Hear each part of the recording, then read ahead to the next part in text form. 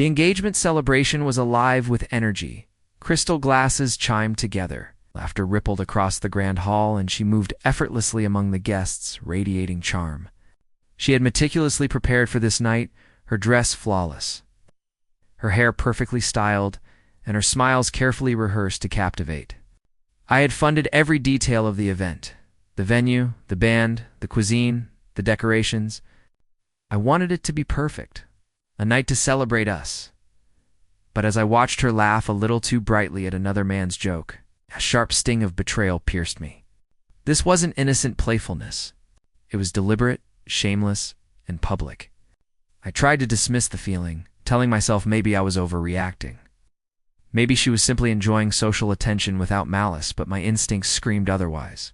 The way she leaned toward him, her hand grazing his arm as she whispered something that made him laugh. The mischievous gleam in her eyes, it wasn't just friendly banter. It was intentional, and it was at my expense.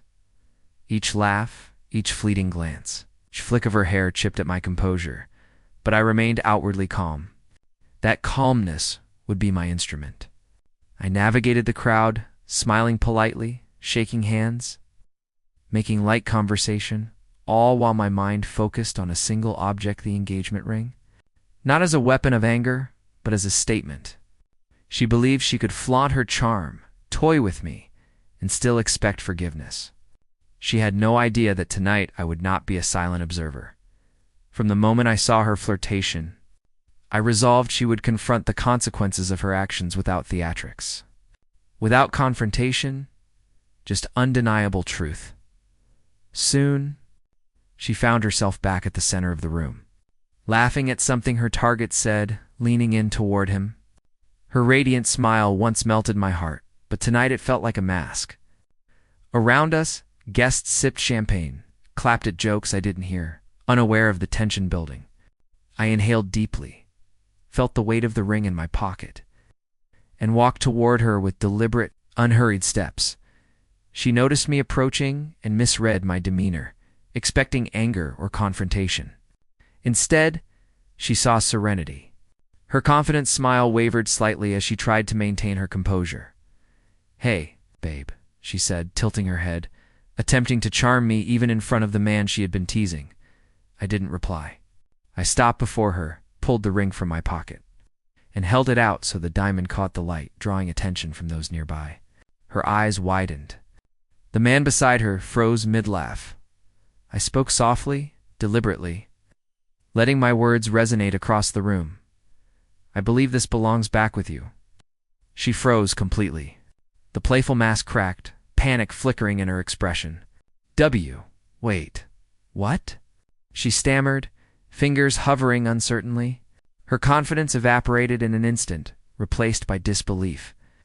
Guests turned, sensing the shift in energy.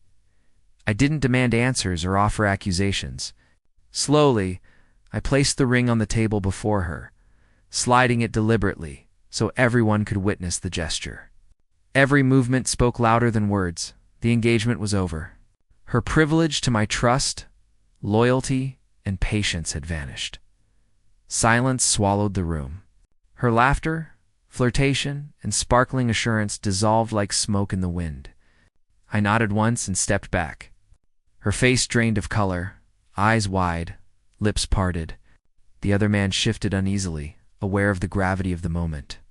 Guests, once chatting and laughing, fell silent. Witnessing the unraveling of her carefully curated image, she had imagined herself the star of the evening, commanding attention. Instead, she became the cautionary tale, humiliated, exposed, powerless. She tried to speak, voice trembling, "What or why?" But I remained silent. My calm told the story. She had made her choice, and now everyone could see the consequences. Friends, family, colleagues absorbed the quiet shock, exchanging glances, whispering in disbelief. Tears threatened to spill as she reached for the ring, shaking, attempting to regain some control. But it was futile. Her downfall wasn't mine to deliver. It was the natural consequence of her actions. The smile she had flashed to every man in the room disappeared entirely.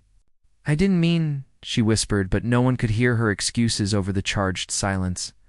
The room had frozen, Witnessing the transformation from arrogance to desperation, I turned slightly, scanning the stunned crowd, locking eyes with her one final time.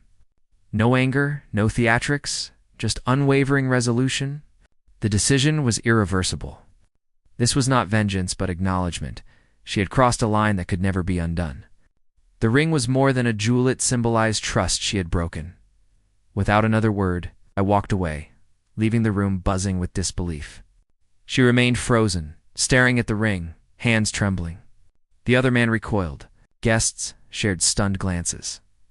In that quiet, a strange sense of relief washed over me. The engagement was over. The illusion shattered. The lesson had been delivered, not with shouting, but through calm, unshakable action. Sometimes, the most devastating power lies not in fury, but in composed resolve.